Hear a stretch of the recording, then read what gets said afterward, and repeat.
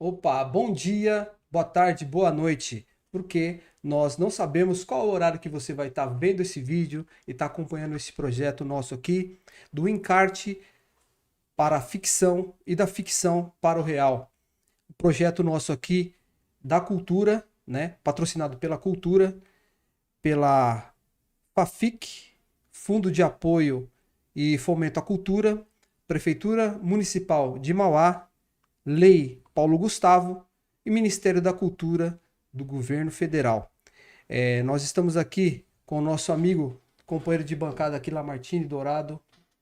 Boa noite, Lamartine. Olá, boa noite, boa tarde ou bom dia, né? É isso aí. Recebendo aqui hoje, para começar esse projeto nosso, nossa websérie especial, recebendo aqui o tema, falando de cultura, da importância da cultura para o Brasil, para o estado de São Paulo e para o município de Mauá, estamos trazendo aqui o maestro Carlos Binder, que durante muito tempo esteve à frente da banda Lira, Banda Marcial Lira. Lira de Mauá. Isso. Boa noite. Bom dia, boa tarde, boa noite a todos que nos ouvem e nos assistem. Realmente é uma honra, Luiz e Lamartine, estar participando com vocês e participar desse projeto tão importante que vocês aprovaram, né? Com recursos aí para falar um pouco daquilo que nos faz bem, né? Que é a parte da cultura, tanto no Brasil como no estado e principalmente na nossa cidade. E deixo aqui um parabéns para todos os apoiadores desse projeto. Legal, bacana. Importante falar sobre cultura, um momento que nós passamos aí pelo mundo, pelo país, pelo município, de eleições, de tanta coisa que foi discutida, e a cultura sempre foi pauta também da discussão aí, né? De vários segmentos Claro. Da sociedade, né? Da importância da música. Então, a importância hoje de estar falando aqui com o maestro Carlos Binder, que formou aí ao longo do tempo músicos e descobriu talentos, Verdade. né? E que levou a cidade de Mauá, né, a ter o conhecimento de outras cidades aí sobre o talento, sobre a música, sobre a banda, sobre a disciplina e sobre as dificuldades, e é isso que nós vamos falar um pouco. É verdade. Aí desse crescimento, desse caminho até chegar até aqui, né? Ok. Ele vai contar um pouco dessa história, não dá para falar tudo, mas ele vai falar sobre os principais prêmios, as principais obras, as principais passagens aí. Ok. Sobre a banda. Fico feliz por ter essa oportunidade de contar essa trajetória, não só minha, mas principalmente da Lira de Mauá. Bacana, legal. Então a gente queria que você começasse aí falando um pouco aí da sua trajetória, da cidade, brevemente, para a gente já entrar no assunto da banda aí. A Lira de Mauá, existem relatos que ela já existia antes de 1934, que é a data de fundação oficial, né? No dia 15 de junho de 1934, né, criou-se efetivamente a Lira de Mauá, né, com 20 anos mais jovem do que a própria cidade, que foi emancipada em 1954. Né? Então a Lira é mais velha que a própria cidade. Né? E há relatos que na época, antes mesmo, né, os trabalhadores que trabalhavam aqui na extração de pedra, né, as pedreiras de Mauá, né, tinham como hábito, né, alguns deles, né, valorizar algo muito importante para eles, aquele sofrimento todo do trabalho, né, muito duro, de fazer música. Tá? Então, em 1934, alguns músicos da banda, incluindo meu pai, Alois Binder, resolveram então fundar a banda oficialmente. A banda já se apresentava e a partir daí teve então uma oficialização da banda, tá? O crescimento da banda na época era, acredito, bastante difícil, né? Porque a banda se apresentava em festas populares na cidade e também nas cidades da região, Ribeirão, Santo André na época, né, que era um município, né, onde Mauá estava situado, né, e São Bernardo, né, festas como as datas de aniversário e outras atividades. Posteriormente, Mauá ganhou, acho que todos lembram, e quem não lembra vai procurar se informar. Nós tínhamos uma praça, a Praça 22 de Novembro, que tinha uma concha acústica, que era, na realidade, o centro cultural da cidade, recebendo artistas de todos os viés. Né? Nós tivemos ali apresentação de circo, de palhaços, de teatro, música instrumental, música cantada, e era um point da cidade, né?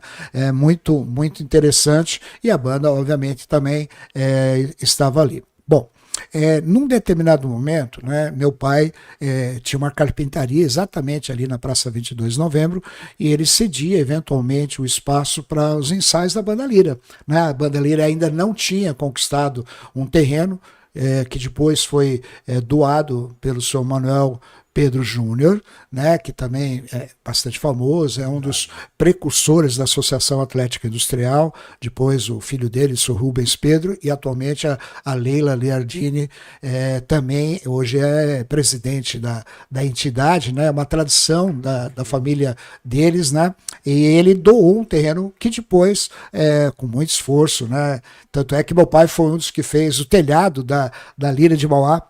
Uma coisa que eu também descobri recentemente, né, que meu pai fez o telhado, eu tenho uma foto de criança, uns 10 anos, 9 anos, tal, ele fazendo o teatro que todo mundo conhece mais como Coqueluche, que foi a primeira sede social da Associação Atlética Industrial. E eu estou nessa foto, ele fazendo o madeiramento do telhado, né, e esse telhado existe até hoje. O madeiramento é original desde aquela época. Nós estamos falando aí de algo em torno de mais de 50 anos, né? Bom, aí essa história passou, meu pai cedia, então eu sempre brinco que na barriga da minha mãe eu já era músico, né? Porque eu já escutava a Banda Lira tocando, né? Então, acho que é interessante, né? Chutando ali no compasso. A neurociência explica essas ligações, né? E aí a gente, eu brinco muito com essa situação, e depois eu comecei com 9 anos a estudar, com o seu Antenor Liardini, que foi meu maestro por muitos anos, e depois, porque a Banda Lira, desde o princípio, lá na minha época, já se preocupou com a questão da formação. Né? Então existia a banda de adultos, que a gente chamava, a molecada chamava Banda do Zéinho, né? E depois a Banda Mirim, que era exatamente. Era a Banda Mirim mesmo, né? 9, 10 anos de idade, 11 anos, a formação. E o seu Antenor era um maestro excepcional para dar aula, etc. E eu comecei a estudar trompete, que é meu instrumento, né? Eu toco trompete, sou trompetista, né? Comecei nessa época. Aí, passado alguns anos, o Sr. Antônio Jordan, que é o maestro da banda de adultos, me deu a oportunidade, acho que com 14, 15 anos, de reger a Banda Lira. Foi a minha primeira experiência em regência. Bom, aí, num determinado momento, a gente começou a fazer uma banda. Eu estudava no Viscondão, atualmente Terezinha Sartori, né? Muita gente não gosta de chamar de Viscondão, mas eu sou do Viscondão, né? I love Viscondão. Tá? Mas são histórias, né? Não pode se apagar essa questão sentimental, inclusive com o nome, né? Mas respeito, tanto é que a professora Terezinha, eu a conheci pessoalmente, que é da minha época de estudar, né? Inclusive é uma referência em questão pedagógica. Exatamente. Já era na nossa época, né? Muitas vezes escolas particulares não tinham a mesma eficácia de colocar pessoas a nível universitário como na época do Escondão, e é isso. Bom, então tem uma boa história aí. Até hoje, de certa maneira ainda. Exatamente, sim. Isso é ótimo para Mauá, isso é uma referência, tá? E aí nós tinha lá, na época, depois a gente pode até entrar nesse mérito, um rapaz que participou de uma fanfarra, né, do Viscondão, o Roberto Silva, infelizmente, lamentavelmente, participou de uma tragédia, né, que ele matou o prefeito Dorival Rezende, se matou na sequência, né? É uma parte da história de Mauá, né? Ele era o maestro da banda, mas ele era um maestro sem conhecimento nenhum musical. E aí ele chamou um pessoal da Banda Lira para participar de uma banda marcial, que por incrível que pareça começou como não banda marcial. Você falou que ele era maestro, mas não tinha conhecimento musical? Não, ele era um abnegado, tá? Ele não tinha nenhum conhecimento técnico, nenhum. Entendi. Ele era o cara que ia atrás do recurso, ia atrás e tal. Ele chegou a tocar corneta, mas assim, né? Naquela época, o ensino musical também a gente tem que considerar que era bem primário, né? Então, o Roberto fez uma banda, aí eu lembro que um ano antes de eu entrar, eles participaram num campeonato em Santos, entraram com 50 pessoas de percussão, um trompete, um trombone, acho que um sousafone. Aí quando chegou lá, o pessoal falou, não, isso aqui não é fanfarra, isso aqui é uma banda marcial, você tem instrumentos com pisto, que é uma outra categoria técnica, que depois a gente pode falar um pouquinho depois das categorias técnicas. E aí descobriu que era a banda marcial. No ano seguinte, o Roberto, sentindo necessidade de ter mais, obviamente, instrumentos melódicos do que percussivos, né, ele chamou alguns elementos da banda Lira para tocar na banda do Escondão. E aí a gente participou, porque como garoto, né, a gente queria outra movimentação e outra. Naquela época, a banda saía muito, viajava muito. Tem uma história extremamente interessante, né? Uma vez nós fomos para Tupã. Você imagina quantas, acho que foram 14 horas de viagem com 2 ônibus. Um ônibus, razoavelmente ônibus, e o outro um micro-ônibus de banco de plástico cedido pela prefeitura da cidade de Mauá. Entendeu? E o Roberto, até de uma forma malandramente, olha, na ida, deixa o pessoal ir lá no ônibus e vocês vão no micro-ônibus. 14 horas num banco de plástico, tá? E na volta vocês voltam. A gente foi na ida e na volta no banco de plástico, tava tudo certo, né? Porque a gente ia brincando, ia falando, 16, 17, 18 anos, tá tudo certo. O clima eufórico, né? De estar se apresentando, de estar isso, na tal. cidade. E aí, depois disso, a banda, obviamente, tecnicamente não tinha muita estruturação, já tinham bandas muito, muito estruturadas na época no interior de São Paulo e na cidade de São Paulo. Depois, num determinado momento, a diretoria do colégio pediu para participar da banda somente alunos do colégio, do Escondão. E nós já tínhamos ali muitos amigos que participavam no colégio Humberto de Campos. Tá? O pessoal de percussão, principalmente, tal, alguns bem conhecidos na cidade de Mauá, haverão de lembrar disso, né? E aí a gente rompeu com o colégio, foi todo mundo lá para o Humberto de Campos. E o Bruno Katsumasa Gondo, que era o diretor lá, o dono do colégio, apoiou a gente, né? Mas assim, tinham poucos instrumentos, aí devagarzinho ele foi comprando os instrumentos e a gente continuou lá. Mas em um momento lá o colégio também era um colégio particular, acho que teve algum problema de ordem financeira, e aí ele parou com a banda, aí nós todos voltamos para a Lira de Mauá, que foi a nossa origem, né? E a Lira de Mauá, na época, já abraçou a gente. Acolheu todos, né? E aí, vagarosamente, a Lira era uma banda musical. Falando um pouco da categoria técnica, uma banda musical, ela consiste nos instrumentos de sopro, percussão, mas também de palhetas, clarinete, saxofone. Tá? Então era uma característica técnica diferente da nossa, que era só metais e percussão. Tá? Então trompete, trombone, bombardino, sousafone e também percussão de todo quanto é tipo, desde que pudesse marchar e carregar o instrumento, bumbo, prato, caixa. Tá? E aí nós fomos para a Lira e vagarosamente então a Lira ficou como banda marcial, porque aquelas pessoas mais antigas foram obviamente se afastando ou não tendo mais condições físicas tal para participar, e aí a Lira começou. E aí nós também tivemos uma jornada onde a gente ia, participava de campeonatos tal, e a gente só perdia.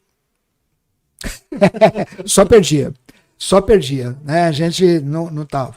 Aí um dia eu falei, não, eu vou fazer a melhor banda do Brasil. Aí nessa época, lá no colégio Humberto de Campos, coincidiu da época da tragédia do Roberto com o ex-prefeito, né, o Dorival Rezende, e eu já assumi a regência ali, tá? Eu já assumi a regência naquela época, acho que com 18, 19 anos, tá? E aí, depois, então, a gente começou a pensar, e aí a gente começou a entender o universo que era, na realidade, progredir no ensino musical de base, teoria musical. E, graças a Deus, conseguimos fazer a melhor banda do Brasil, sobre a minha regência, coordenação, 16 vezes campeão estadual, depois eu explico. Qual foi a primeira vez que vocês atingiram esse marco de... Qual foi o primeiro campeonato? Não, essa parte histórica de datas eu sou meio complicado para mim, tá? Eu sou meio disperso em datas, tá? Mas assim... Por volta, mais ou menos, de... foi final da década de 80, tá? Porque em 95 a gente foi até o Chile, né? Eu levei 120 crianças para o Chile, numa viagem internacional. Pensa no maluco que eu era, hein? Ou sou, né? Que bacana, hein? Bacana. Levou o nome da cidade, né? Exatamente, a gente conseguiu aí. Aí a gente mudou, estruturou a banda na parte teórica e prática, e aí, graças a Deus, atingimos aí esses 16 títulos estaduais e 17 nacionais, marca até hoje não alcançada por nenhuma outra corporação no Brasil. Nenhuma. Nenhuma. E eu me permito fazer uma correção. A projeção da banda Lira, ela é internacional. Nós tivemos, não só por causa dessa passagem no Chile, mas pela qualidade do trabalho executado por mim e pela equipe, ninguém faz nada sozinho, né? A banda atingia um nível internacional, sendo exatamente, trabalho de excelência, tá? Então, hoje, por exemplo, né, quando eu vou muitas vezes dar workshop no Brasil inteiro aí, né? Poxa, você que é o Carlos Binder, a Lira de Mauá, a gente se torna referência nacional e tem muitos maestros hoje, aqui na América do Sul, Colômbia, Venezuela, tal, que eu tenho contatos, né? A gente participa de grupos de maestros, de pessoas de música, tal, eles têm a referência do nosso trabalho até hoje.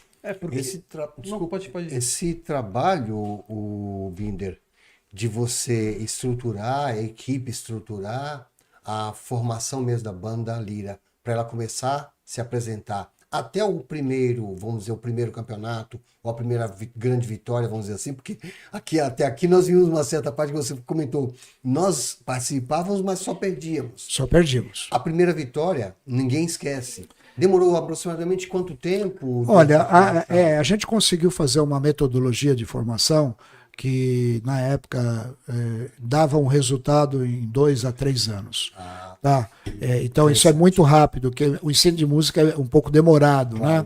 Tá? Então a gente conseguiu diminuir essa formação, né? Tivemos aí, lógico, porque a banda depende de um equilíbrio sonoro, né? Existem certos instrumentos que são meio tabu, eram meio tabus, né? Por exemplo, um sousafone, né? Que é aquele instrumento enorme que o cara carrega, tal, né?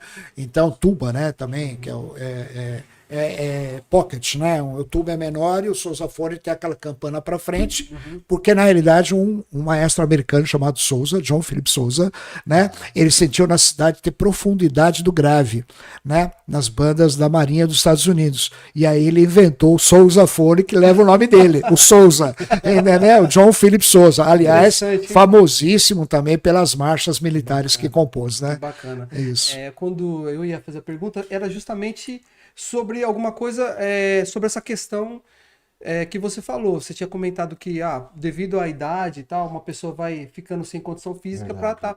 Como que você fazia para regimentar, para trazer? Porque você tinha que colocar novos quadros, né? E para um time ser campeão, vamos fazer uma analogia com o futebol.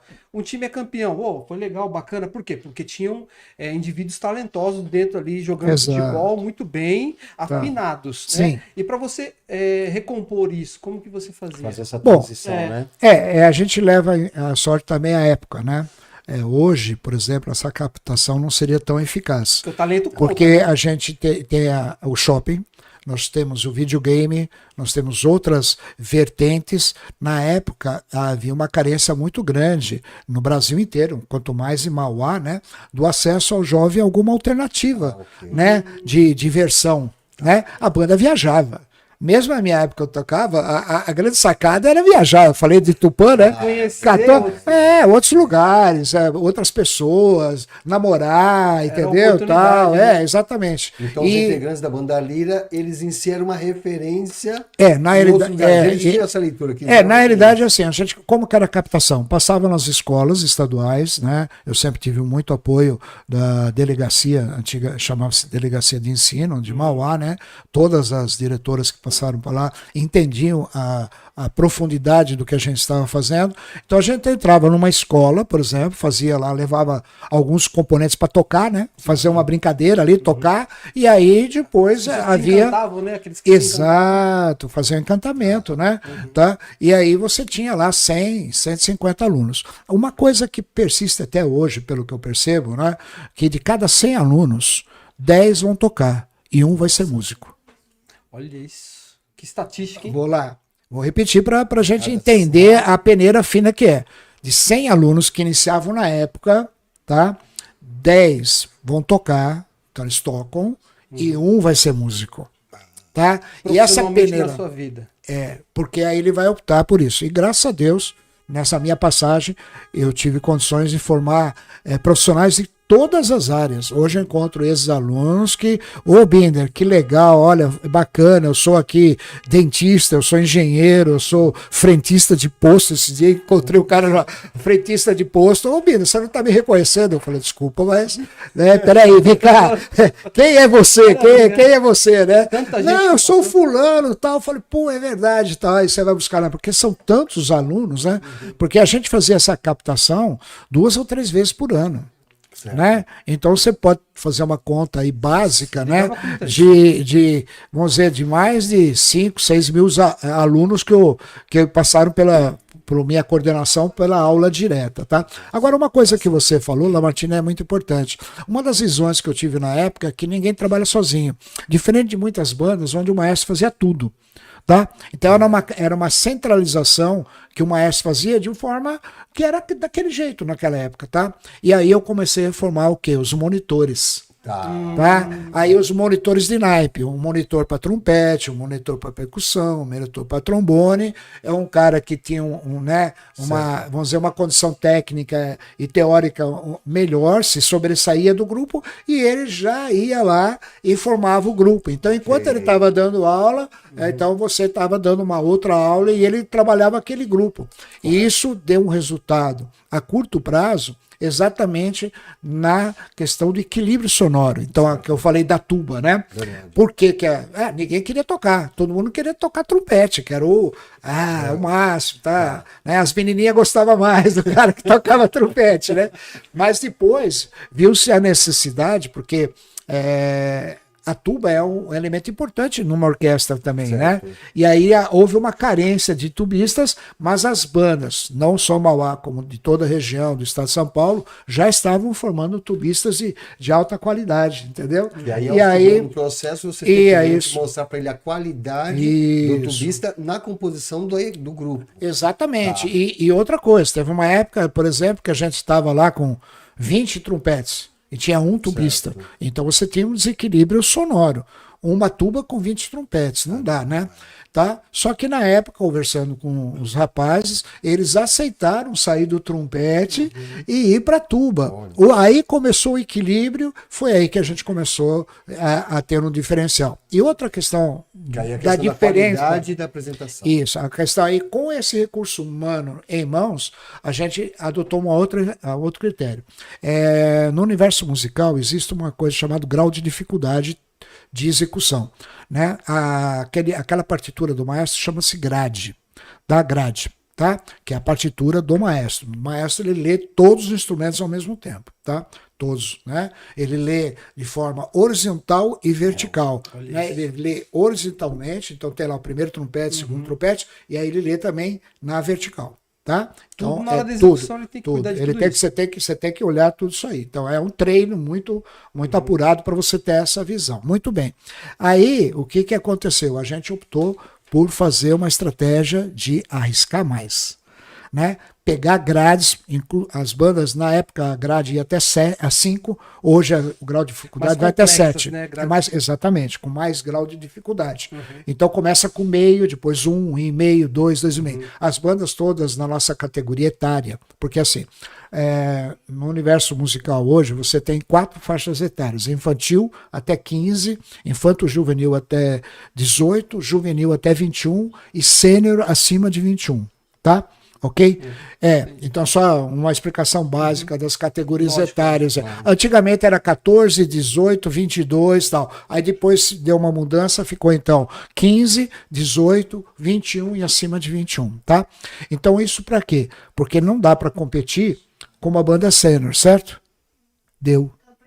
Eu fiz isso. A banda Infanto Juvenil de Mauá foi uma das primeiras bandas no Brasil que ganhou das bandas seniors. Olha isso. Onde, teoricamente, o músico já tem uma formação semi-profissional ou profissional. Já tem uma estrada, já tem uma... nós conseguimos colocar um grau de dificuldade tamanho, né, na formação, que eles competiam na faixa etária, na segunda faixa etária, que era infanto juvenil, com banda sênior tocando de igual para igual. É a mesma coisa você pegar um sub-15 do futebol e competir no profissional. Certo. Entendeu? É por aí. E conseguir vencer, né? A primeira vez que eu fiz isso foi no concurso de Caeiras, Não me pergunta a data, tá?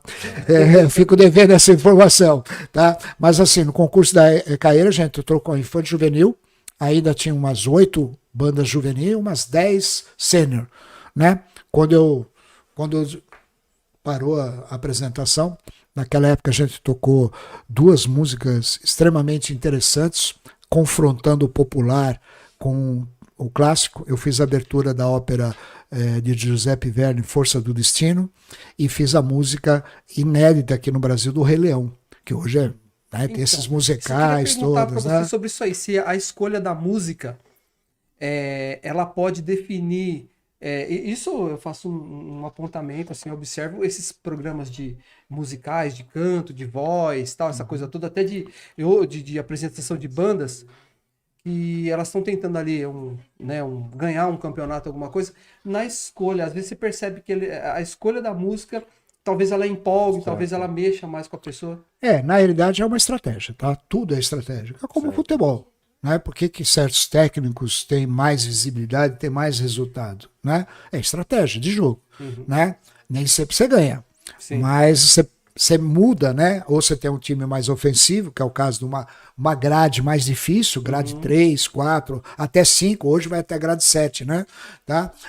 De grau de dificuldade.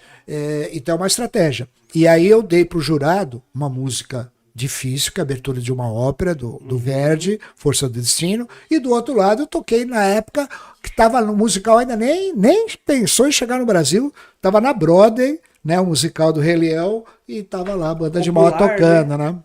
Tava lá. Exatamente. Foi bem impactante esse contraste que eu ofereci para o jurado, né? Porque o Rei Leão na época tinha muito, não sei se vocês já foram assistir o Rei Leão, mas tem muita percussão. Sim, né? Muita percussão.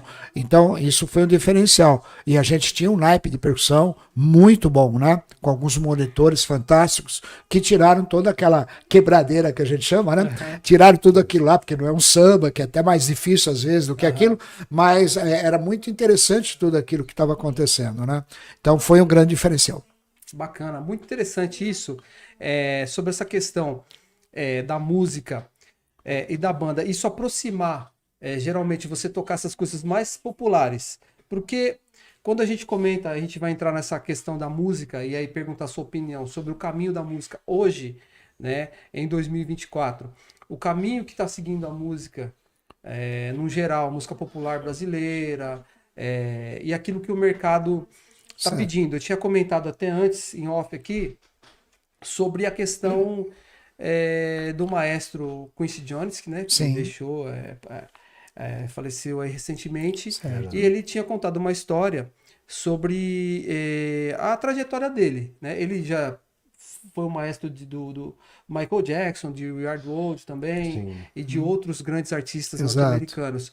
E ele contou num determinado ponto que ele montou uma banda, um naipe de metais, com os melhores músicos que ele tinha. Ele comprou um ônibus também e saiu pelos Estados Unidos fazendo as apresentações, e ele contou que ele quase foi à falência, né? Mas aí você se pergunta, poxa, mas como que um cara, né, que tem aquele conhecimento tão grande de música, com outros músicos de grande excelência, foi parar desse jeito? Aí ele contou que a música é uma coisa e o mercado musical é outra. O mercado pede uma coisa, né? E como você levar isso para a juventude?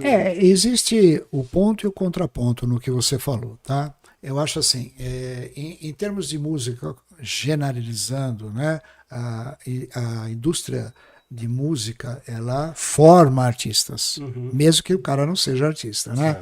Hoje você tem softwares musicais que fazem um cara que não canta nada cantar como se fosse o Pavarotti, né? Entendeu?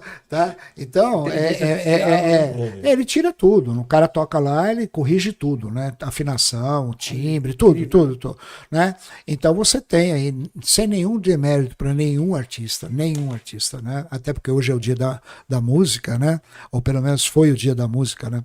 Tô voltando no tempo aqui, né? Então, nós temos aí os artistas muito preocupados no popularesco. E o popularesco levou o quê? Uma qualidade do que se apresenta, tanto melódico como harmônico. tá? Então as produções musicais hoje carecem de uma qualidade muito grande, né, no requisito harmônico e melódico, tá? Pobre, muito pobre, talvez. Eu vou te contar um caso, talvez até antecipando uma informação. Hoje eu trabalho com o Robson Miguel, que é o violinista aqui de Ribeirão Pires, que é reconhecido como um dos maiores violinistas do mundo, né? A gente fez uma orquestra lá no castelo que ele tem em Ribeirão Pires. Eu fui lá nesse castelo. Legal. E aí nós fizemos uma orquestra. E dessa orquestra eu comandei o naipe de metais, e a gente tem um grupo de metais, já que você citou no grupo de metais, a gente está com um grupo de metais lá, formando um grupo de metais, mas aí que está o contraponto. Nas bandas hoje também, na competição das bandas, né, tanto a nível estadual como nacional, ficou muito chato, porque as bandas tocam para 5, 6 pessoas, que são os jurados da parte musical, os avaliadores da musical. E as peças de confronto ficaram muito técnicas, tá? Aí um contraponto. Tem com origem com uma fanfarra na cidade de Pereira Barreto, lá no extremo do estado de São Paulo, lá, né, lá embaixo, lá em cima, né? Passa lá, Presidente Prudente, passa tudo lá no canto, lá Presidente Pitácio, muito bem. Eles sacaram uma coisa. O maestro lá, né, o Wellington, ele chegou em mim, meu amigo também, e falou: poxa vida, eu desfilava e a gente tocava Michael Jackson, tocava tal, e lá no interior, né? O pessoal gostava. E aí ele, uma vez passando numa rua lá, falou: toca uma nacional aí, um cara lá, gritou lá pra banda. E ele pegou isso. Hoje, ela é essa banda, que não é mais fanfarra, depois eu explico, né? A diferença técnica, né? É uma banda musical. Ela se especializou em música sertaneja, fazendo coreografia. Depois a gente pode entrar um pouco nessa área de coreografia. Bacana, tá? E aí o que acontece? Hoje eles são referência nesse estilo. Eles já gravaram no Ratinho, entendeu? Já tem uma projeção com o estilo deles. Então eles meio que dançam tocando, né? Tal. Eles trocaram os uniformes tradicionais de banda pro o figurino de cowboy, né? Bota, cinturão, tal. Eles fazem hoje, já fizeram inúmeras vezes a abertura do Festa do Peão de Pereira de Barretos, entendeu? Eles viraram referência. Só que tem uma coisa. Como diria o nosso amigo Chacrinha, nada se cria, tudo se copia. E na década de 70, em São Carlos, já existia um maluco norte-americano que dava aula lá na cidade, lá, que ele já fazia isso. Tá. Só que na época o sertanejo não era tanta penetração, né? Ok? Então hoje você tem o sertanejo com mais penetração. Não estou tirando o mérito do Wellington, muito pelo contrário. Ele recriou o estilo, acrescentou coisas novas, né, e fez um estilo. Então isso foi de aceitação maior hoje por conta do sertanejo. Isso, só que ele também tem um diferencial. Ele capta recursos através da Lei Rouanet, através de outros, tal. E os monitores são pagos. Okay. E eles formam pessoas que depois fazem parte da banda, tá?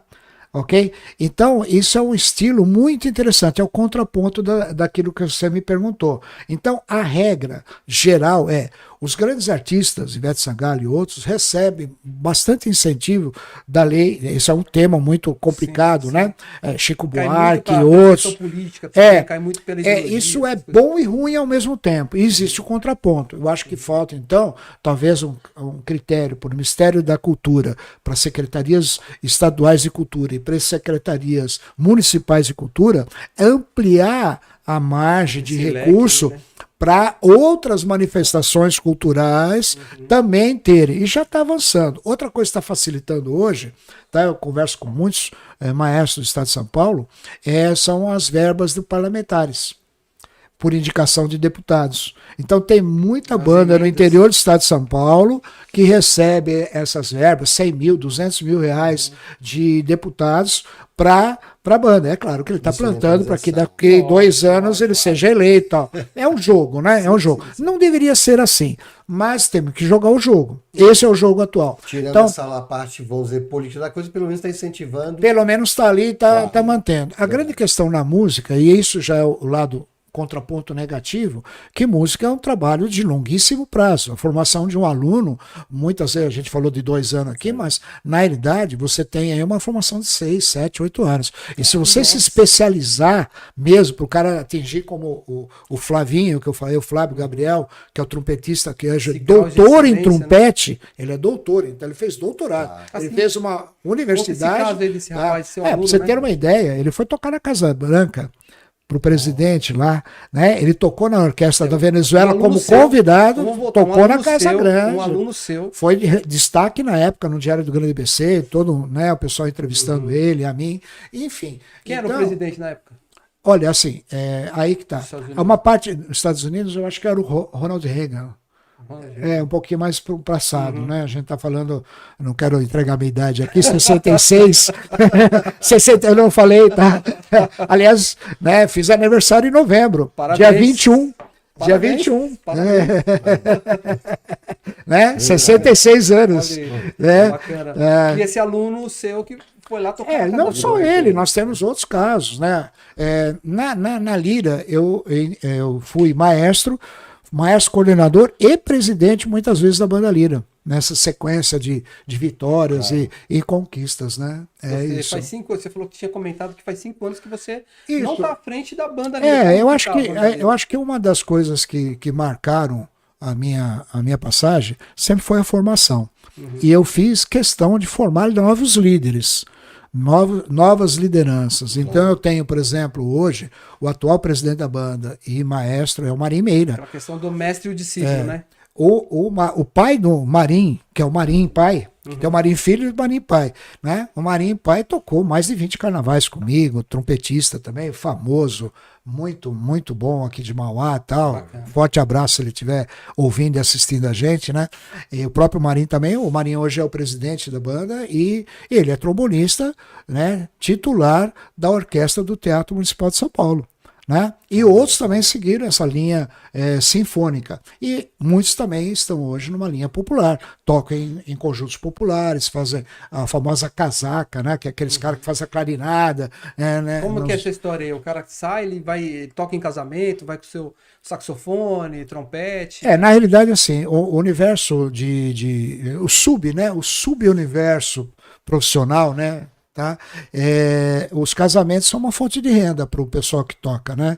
Porque as noivas escolhem lá um grupo para tocar no casamento, tá certo? Esse grupo vai tocar, normalmente é um teclado, né? Naquela parte que a noiva entra, chama-se clarinada, existem N clarinadas famosas, clarinada da rainha, enfim. Tal, você falou, eu fui num casamento que realmente tinha um cara lá tocando saxofone, só que tocava várias músicas, brincava com a galera, tal, bem legal.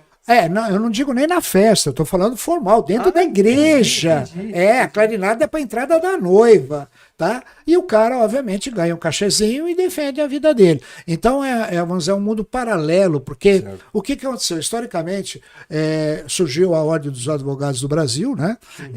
E depois, quase no mesmo tempo, surgiu a Ordem dos Músicos do Brasil. Então, você imagina, né? Hoje você tem advogados que não fazem o doutorado, mas são considerados doutores, né? Eu sou formado, eu sou bacharel em Direito, né? Tá? Eu sou bacharel em Direito, não tirei a carteirinha da ordem, porque eu não gostei muito.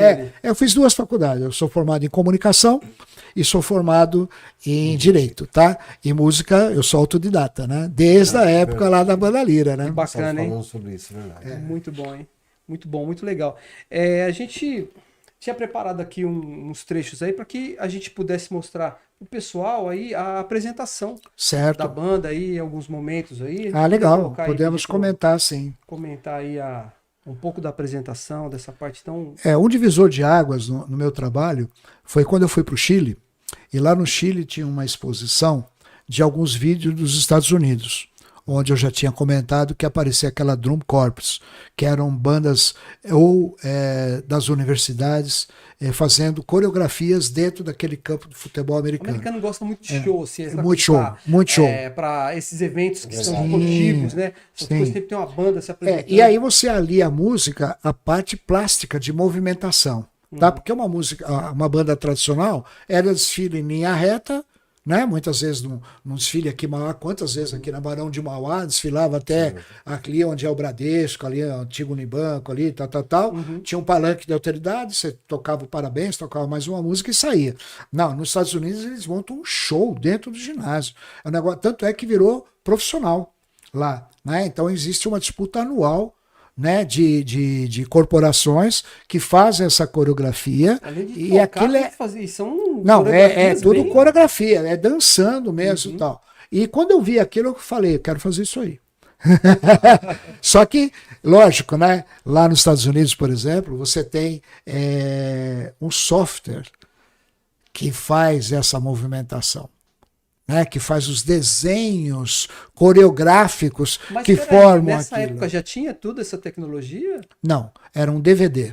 Ah, tá. Lá era um DVD, Na mas década lá de 70, já 90. começava a ter.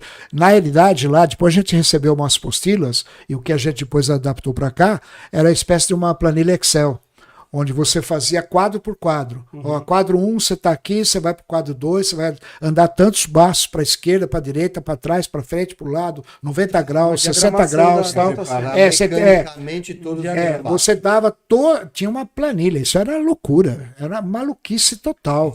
Porque você imagina fazer um planejamento disso numa planilha Excel. Quantas pessoas, por exemplo, na banda para estudar? Olha, tudo quando eu faço com a Quantos banda na músicos? época, Quantos eram 120 componentes. isso? Nossa. Tá? Agora, quando eu fiz no teatro, que é um subproduto desse DCI, Drum Corp Internacional, chamado Blast, eles faziam dentro do teatro. Aí eu fazia com cerca de 30 pessoas dentro do teatro. Aliás, também, diga-se passagem, até hoje eu não vi nenhuma banda fazendo isso no Brasil ainda não. Você fazia No a Brasil, redução dessa banda, aí você fazer mantém a componentes coreografia para poder com grau de dificuldade técnica de execução, porque Claro. a pessoa tem que estar Porque preparada. a música ela tem Ela tem que sair. Tem a questão Igual. do fôlego, a questão do a Respiração, concentração. sustentação de nota, equilíbrio sonoro, tá tudo ali, né? E também fiz, né? Eu até cedi para sua produção também aí alguns vídeos que eu fiz lá em Santo André, abertura de Jogos Regionais de Santo André, também foi um negócio como muito mostrar? legal. E também tem um vídeo aí de um campeonato em Sorocaba. Vamos ver o que o pessoal Vamos ver coloca pra gente ver aí. Acho que esse foi no teatro, Esse é o do Teatro de Mauá. exatamente. Esse aí foi no Teatro de Mauá. Esse é do Blast. Esse grupo americano, eles fizeram, inclusive, essa, se não me falha a memória, essa coreografia é a música Malagueña. É uma música espanhola, eu sou vidrado em música espanhola. Eu fiz, você vê que ele tem um deslocamento para trás, para frente, lateral, entram elementos aí com as flags, né, com as bandeiras das meninas, elas entram ali para fazer uma parte da coreografia, né? Fazem parte de dança junto, então você mistura a parte de dança mais a banda, né? Não, essa não é a Malagueña, não. Acho que esse é o thriller. Esse é o thriller, pelo movimento, esse é o thriller. Tá vendo? Então a gente pega a música. Tá ouvindo o som? Tá, né? Tá passando o som, né? Para Legal. nós aqui, por causa do áudio, a gente não ouve, né? Por isso que eu não reconheci. Mas é muito legal. Então, porque a banda a marcial, ela é composta de vários blocos. Então tem o corpo musical, aí tem o corpo coreográfico, que são as meninas que fazem parte coreográfica, que vocês estão vendo aí, mas isso numa avenida, em termos de disputa.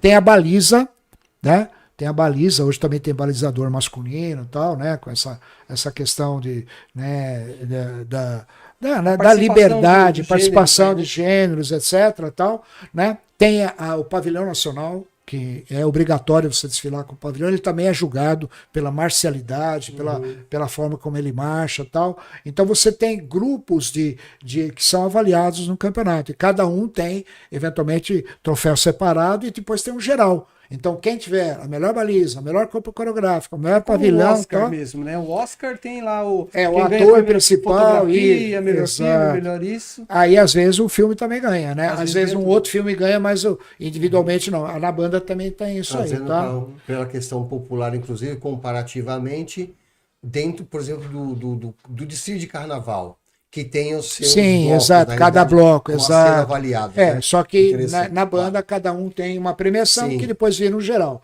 Tá? A grande dificuldade de fazer no teatro é exatamente essa questão da movimentação e a Espaço, interação e espaço físico. Verdade. Né? Então a gente teve que se adequar ao espaço físico do Teatro de Mauá. Correto. E aí também envolveu muitas vezes a estrutura um pouco menor de componente. Ah, eu vou fazer com 30, eu vou reduzir, fazer né? com tal. Lá em Santo André, que é um outro vídeo que eu disponibilizei, já era um espaço maior. Tem Era no um, Santo André? era um campo de futsal. Né? Então a gente pega, porque aqui no Brasil a gente tem alguns problemas, né? Não, esse é Sorocaba. Vamos comentar com esse também que está aparecendo. Esse é um campeonato nacional, a banda foi campeã. Vocês estão vendo aí né? as flags, as balizas, né? Que elas estão entrando, um campo geral aqui, né? Uma formação geral.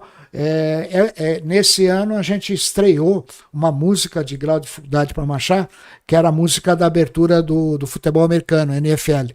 Né? Essa música tem uma característica de um compasso ímpar, e o que muitas vezes aqui no Brasil não era comum as pessoas desfilarem, ou era compasso binário ou quaternário. E essa a marcação é 5x4, então é um número ímpar, 5, né? Então quando você começa com o pé direito, depois na próxima você está no esquerdo. Então se o aluno estiver bem treinado, ritmicamente, tem que ser maior, tá? E foi um show. Do lado esquerdo que aparece agora, que tem a arquibancada, estava lotada, tá? E a banda foi ovacionada aí, até por causa das grandes novidades que a gente fez. Aí aparecem os trompetes que tinham feito uma introdução, aí depois a banda infiltra, tá vendo ali, ó? Está infiltrando os trompetes, tá? Para depois romper marcha. Essa pessoa que passou é o avaliador da parte de linha de frente, né? Que são essas meninas, elas trabalham nessas flags. Hoje, o trabalho com flags é mais tradicional já no Brasil. Na época também já era mais novidade esse trabalho.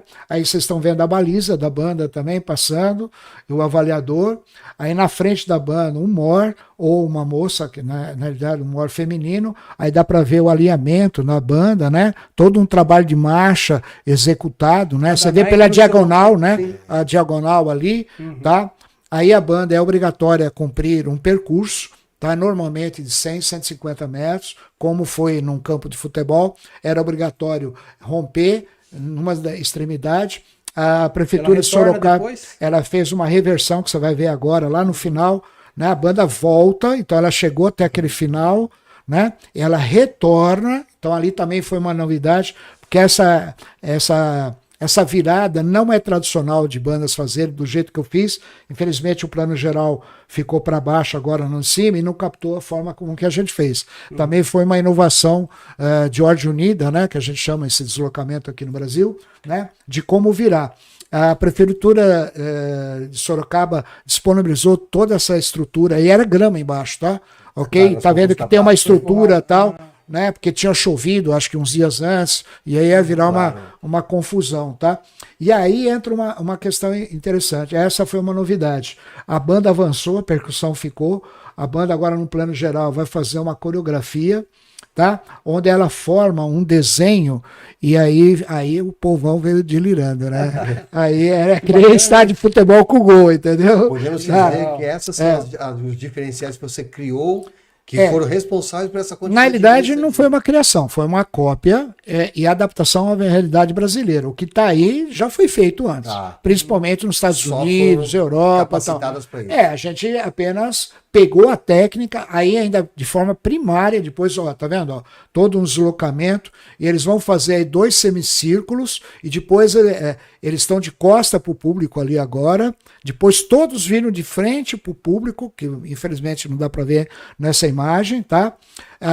Um pessoal vai ajoelhar, acho que já ajoelhou agora, pela minha imagem dá para ver, sim. E aí sobram 3 trompetes no meio, se não falha a memória, tá? Fazendo um solo da música aí, entendeu? E aí o povão veio ao delírio. Bacana, eu acho que dá para ouvir aí, né? Legal. A técnica acho que vai conseguir. Vou até parar de falar um segundo aqui para.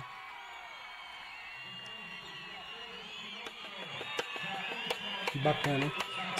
Então essa parte coreográfica, muito ela bom. Me atraiu muito desde o Chile, sim. Né? Só que existem técnicas. O passo, porque é o seguinte, você tem o passo, a passada e a pisada. Não, Então, normalmente no Brasil, as bandas militares marcham levando o pé e batendo o pé no chão, né? Tá? Não só nos Estados Unidos como no mundo, descobriu-se que essa pisada, esse passo, eles apoiam o calcanhar, a lateral e a ponta do pé. Calcanhar, lateral e ponta do pé. Isso dá uma estrutura para quem toca instrumento de sopro melhor para que haja uma projeção de som. Tá? Diferente do que a gente viu cada aí agora. detalhe. Não, é técnica, é técnica. Nos Estados Unidos, por exemplo, como eles tocam muito voltado para uma arquibancada, eles não tocam a 90 graus, eles elevam 30 graus o instrumento, né? Para que o instrumento fique mais projetado para o público, né? Tá. Fazendo com que aquela sonoridade vá direto para o público. Se você fizer aqui, pode ter um rebote, bate certo. aqui e volta para cá. Se você sobe, o público todo vem. Então eles trabalham muito ângulo de 30, 45, lateralmente também, 90 graus, né? 60 graus, 30 graus. Então, essa dinâmica, essa técnica, a gente infelizmente não teve, né, nenhum professor. A gente foi vendo depois o quê? Tá. YouTube, né? Aí o mestre maior, que é o Google, mostrou pra gente, entendeu? Tudo isso aí, né? Então, tivemos toda essa parte aí. Que bacana, né? Muito são extremamente detalhes, interessante. São detalhes que as pessoas olham. Mas não sabe o quanto trabalho que deu. Exatamente. As horas, né? Apresentação. Por exemplo, aquele vídeo que nós vimos do teatro, não foram dias de ensaio. Esse aí também não foi dias de ensaio, né? Foram meses de ensaio para chegar nesse grau de qualidade que vocês estão vendo aí. O teatro, então, o que a gente fazia? A banda tinha disponível um espaço muito pequeno. Então a gente treinava ali na Praça da Bíblia. E eu fiz o desenho do Teatro de Mauá na Praça da Bíblia com fita crepe. E aí falava, você caiu do palco agora. Você caiu do palco. Tá vendo? Aqui é o penhasco. Porque ele tinha que ter marcação. Porque com aquela iluminação na cara, ele tinha que saber exatamente a profundidade do passo e quantos passos. Quantos passos é mais fácil. Você dá 4 passos para frente. Mas a profundidade do passo, que chama-se, né, o passo e pisada, passo é quando você movimenta um pé. E a pisada, a passada é quando você complementa o passo, tá? Estatisticamente, um passo tem de 35 a 41 centímetros, dependendo da altura da pessoa, né? Como você deve ter visto na imagem, os alunos, né, para felicidade nossa ou infelicidade, são díspares na altura. Tem o aluno, mesmo com 14, 15 anos, que é muito alto, então o passo dele tende a ser maior, e o aluno menorzinho, que o passo tende a ser menor. Aí você tem que fazer ele padronizar o passo. Entendeu? Isso é um trabalho insano de fazer isso aí, entendeu? Para ter aquele resultado, entendeu? Tá? Até bem, para aproveitar isso, para as pessoas que estão vendo esse vídeo, né, a complexidade, ele está falando da complexidade de tratar a questão espacial, a questão dos instrumentos e a questão da movimentação. Mas aí são mais um elemento que assim, me dói muito no coração. Põe aí o lado social.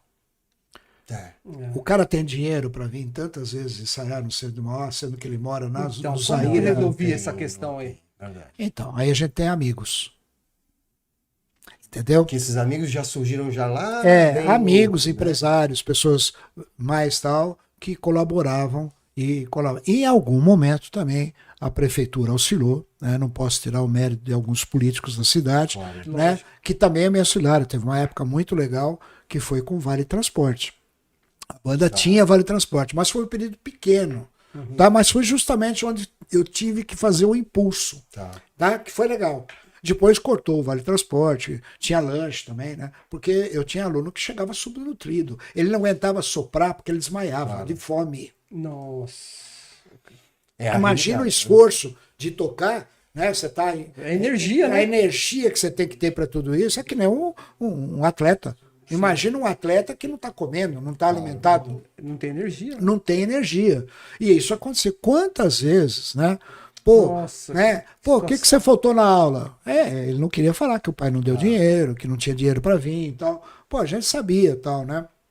E quantas vezes também, infelizmente, né? Por N motivos, né? Por exemplo, a banda ia viajar. Legal pra caramba, né? E a banda chegava 2, 3 horas da manhã. Tinha ônibus pra ir pra casa? Não. Quem levava os caras pra casa? Nossa, você ficava à noite, o resto da Você madrugada. não tem. Eu conheci Mauá inteiro. Já conhecia lá antigamente, quando trabalhei na prefeitura e tal, né? A gente conhecia tudo, né? Revisitou, né? Ah, não, a gente conhecia cada lugarzinho, né? A gente negociava com o traficante para entrar no morro e descer do morro, né? Olha Vivo, isso. né? Vivo. Ô, maestro, já estava conhecido. Ô, maestro, chegando agora? Tô chegando agora. Você falou essa questão aí, essa questão financeira, essa questão toda aí. E a questão dos instrumentos, o preço dos instrumentos também. Então, aí Porque tem uma os história. instrumentos não são baratos, Aí tem uma né? história legal. Sendo a melhor banda do Brasil, você vende a melhor banda do Brasil. Aí você vira endorse de marca. O cara que fabrica o instrumento quer te patrocinar. Isso. Entendeu? Então, um subproduto do grau de excelência é conseguir algumas coisas que as outras bandas. É jogo, né? Lógico, tá? lógico. E aí a gente utilizou isso. Graças a Deus, eu tive apoio de muitas empresas, né? De instrumento musical, Averil, de instrumentos de percussão, teclado, por exemplo, uma marimba, o tamanho dessa mesa que nós estamos aqui, até maior, né? Custava, na época, 15 mil. Olha isso. Tal. Hoje deve estar custando mais do que isso, né? Nossa. Tal. O cara era endorse da marca. Tá? Ó, só um detalhe, né? Graças a Deus eu tive o privilégio de... Minha filha foi estudar nos Estados Unidos. Minha filha hoje vai fazer 33 anos.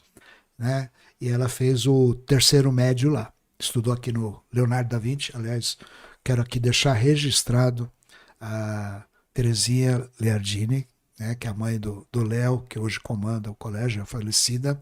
O pai dela foi um dos fundadores da Banda Lira.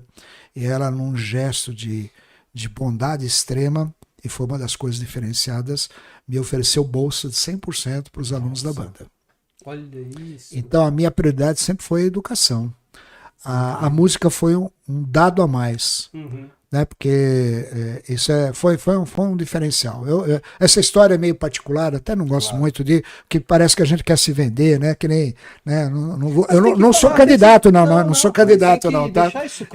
Então a Terezinha lá do Colégio Leonardo da Vinci, ela me ofereceu bolsa. Isso foi um grande diferencial, né? Para muitos jovens que até hoje, né, sente um reflexo dessa educação diferenciada num dos melhores colégios de Mauá. Que eu ia tocar justamente nisso. Quais são os incentivos que você indiretamente acabava dando? Mas é aquilo que eu falei, são amigos, claro. pessoas que te conhecem a sua trajetória e te ajudam numa hora que você precisa. Claro. Né? Por exemplo, teve uma época que a banda não tinha uniforme.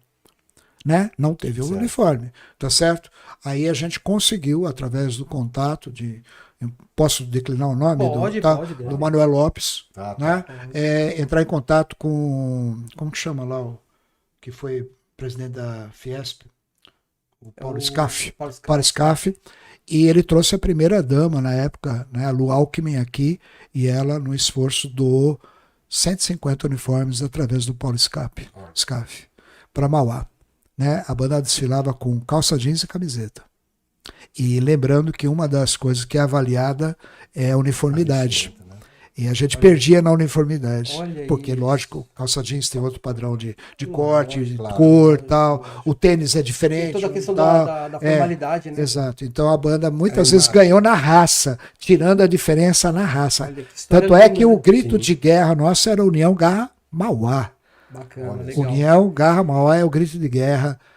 Era o grito de guerra, me parece que até hoje eles mantêm esse grito de guerra lá na banda, entendeu? Então esse foi um momento importante onde a Terezinha me apoiou e isso deu um resultado diferenciado na educação, não para todos, né? Porque como eu disse, a gente chegava 2, 3 horas da manhã, o pai, provavelmente um trabalhador que trabalhava X horas por dia e tal, ele não ia buscar o cara lá, né? Às 4 horas da manhã, 3 horas da manhã. Então a gente ia levar a criançada em casa, mas eu não me arrependo de absolutamente nada do que eu fiz. Absolutamente. É uma história muito bonita, né? E aí, lógico, o ser humano é ser humano. Alguns têm gratidão até hoje, e outros não. Mas cada um avalia a sua trajetória, né? Como ser humano, como caráter, etc. Bacana. Fazendo um paralelo a isso que você falou aí, sobre essa questão a questão financeira e os recursos, né?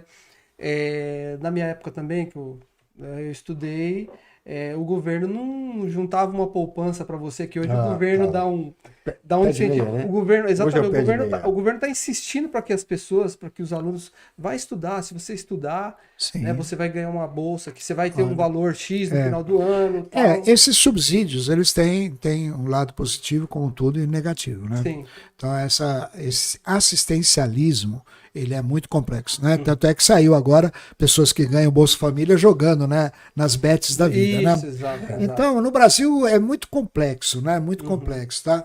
Mas, assim, voltando à questão aí, alguns prefeitos, posso citar mais de trás o próprio Mauri, que tive a honra de ser meu professor no primário, bacana, né? Eu estudei no colégio com ele. Duas vezes, né? Duas vezes. 72, se não me engano. Isso. Ele, 72 88, e depois ele elegeu o Dorival Rezende, lembra?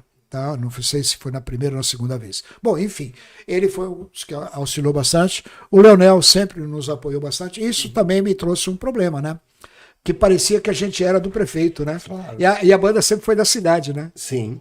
Tanto é que a gente se manteve apolítico sempre. Claro. Até porque o estatuto da entidade não permite que a gente tenha partido político. Claro. Isso me trouxe uma dificuldade. Porém, né, com a entrada do PT na cidade, eu tive muita dificuldade no começo. Muita dificuldade. Por incrível que pareça, né, no primeiro mandato do Oswaldo, eu fui falar com o prefeito, né, para a gente ver como seria a questão da banda e tal, e ele me mandou falar com o secretário de Cultura na época, que não foi meu professor, mas era da época do Viscondão. Não vou lembrar o nome dele agora, me desculpe, tá? Aí o papo dele começou, por que banda marcial? Foi a primeira pergunta que ele me fez. Como se a banda marcial tivesse um vínculo com militarismo. Olha aí. Entendeu? Aí eu percebi que o diálogo não ia fluir da maneira que eu gostaria, entendeu? É uma pena que esse estigma das bandas, porque na realidade as bandas têm origem militar, né? Napoleão já tinha falado lá, me dá uma banda que eu ganho a guerra, né? Entendeu? É verdade, palavras do Napoleão, né? Me dá uma banda que eu ganho a guerra, né? Então, tem essa origem, mas isso não significa que é só isso, né? Claro. Tanto é que você pega a própria música popular, você vê, a gente até conversou um pouco antes, né? Grupos de samba que utilizam metais para compor, né? E várias outras formações que você usa tecladista, contrabaixo, todo esse universo musical a nosso favor, né? E o que eu posso dizer em relação a essa trajetória é que eu lamento profundamente que Mauá demorou muito para descentralizar a cultura, né? Criar espaços culturais nos bairros, que era uma das minhas reivindicações lá, mais de 20 anos atrás. Ninguém falava disso, eu já estava batalhando, né? Infelizmente, né, aquele Dom Quixote, né, contra os moinhos de vento, né? Mas tomara que avance. Tomara que os prefeitos atuais, né, o prefeito Marcelo, que foi reeleito, ele olhe para a área de cultura, parece que tem um projeto de mais um polo cultural na cidade, né, um céu das artes e tal, mas que haja espaço para todas as artes. Lógico, verdade. Né? Mauá tem o Catira, tem outros grupos muito interessantes. Também, né? Os violeiros tiveram aí uma secção, né, virou 2 grupos, né, mas eles são muito bons, também merecem todo o respeito, todo o apoio, né, e outras manifestações, mesmo hip hop no Mauá, e nada contra músicas mais, vamos dizer, mais popularescas, tá?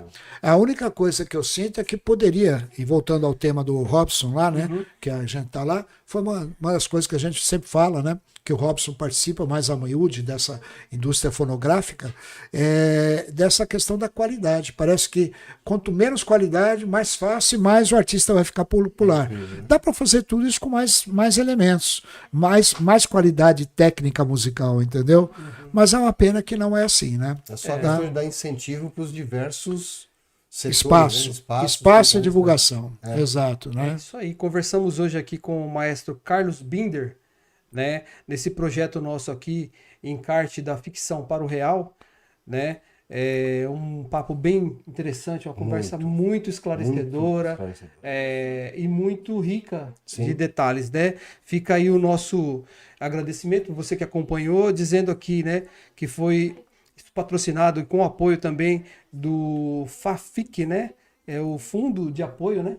Fundo de Apoio ao Fomento à Cultura, Prefeitura Municipal de Mauá, através da Lei Paulo Gustavo, né? Sim. E do Ministério da Cultura e do Governo Federal aí do nosso país. Aí fica o nosso agradecimento, agradecer aqui o Lamartine Dourado, nosso amigo aqui Muito de obrigado. bancada. E muito obrigado a vocês que estão assistindo esse vídeo, que é muito importante. Grandes informações, muito importante mesmo. Se inscreva, dê um joinha, né? É importante também, né? Mande esse vídeo para as pessoas Manda também. esse vídeo, compartilha esse vídeo que ele pode ver. Realmente, nos detalhes, ele é muito, muito esclarecedor. Tem muitas informações importantíssimas. Bom, eu agradeço o convite. A gente contou um pouco da história, tem muito mais histórias. Foi bem breve, né? A gente foi, né? Tem que ser pelo tempo, né? Eventualmente. Mas fico adaptou, à disposição. Ele teve que adaptar um tempo aqui ao espaço do teatro. Teve que fazer a coreografia aqui também, né? Você fica me explorando aqui. Mas, ó, deixa um abraço para todos os ouvintes, né? E as pessoas que vão ver o podcast, dizendo o quanto é importante, né? Que essas coisas sejam divulgadas. Essa batalha dos N artistas de Mauá, de todos os gêneros, né? Que batalham muito, né? Para ter a visibilidade. E vocês fazendo isso, estão apoiando isso. Meus parabéns.